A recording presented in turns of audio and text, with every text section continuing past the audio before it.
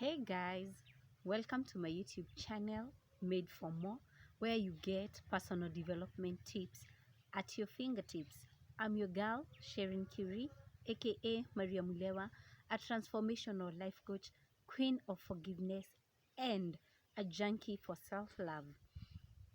For the regulars, I am honored and it's a privilege to share these moments, to share my time and my space with you. For the newbies, welcome to my tribe. And if you haven't yet subscribed, do it. Do it. What are you waiting for?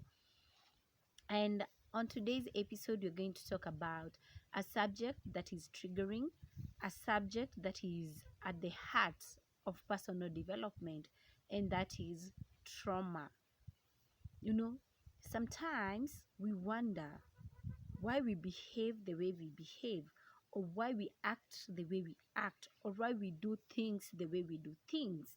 And sometimes we ask ourselves what is triggering us. Like, you find yourself in a situation that triggers you, and you actually don't know what is happening to you, and it is all at times because of trauma. And so, ladies and gentlemen, what is trauma? Trauma is an experience.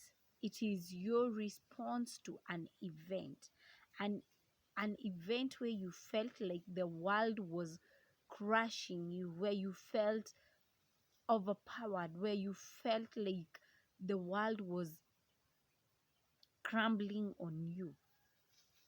And many a times we think that trauma is all about being raped, being molested, being imprisoned, seeing someone die. And yes, those are parts of trauma, but it is also being neglected. It is also not being taken care of.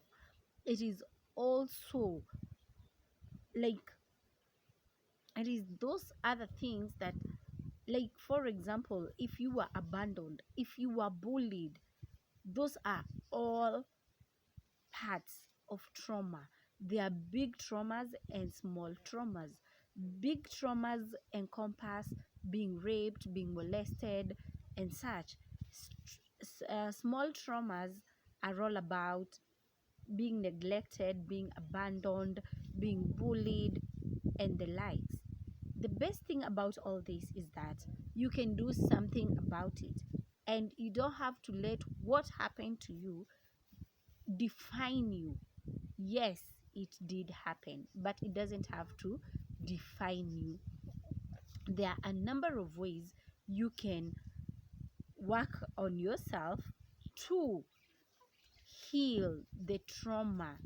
And sometimes we don't even remember what happened to us, but it still affects us.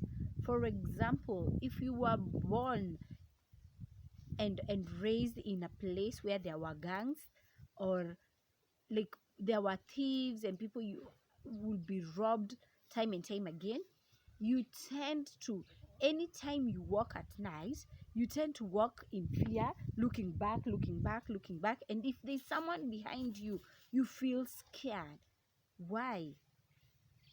It is because whatever happened, whatever program you had while you were a child, whatever experiences and lessons you learned, they are stored in your brain. And so when a similar experience, or an experience that is more or less the same like that one, your brain relates, your brain thinks that it's the same thing happening again, and so it starts to protect you, and that is why you feel afraid and such. And so this is part one of the series about trauma. See you on Sunday for part two of this lesson on trauma. Thank you so much. Have a lovely day. Bye bye.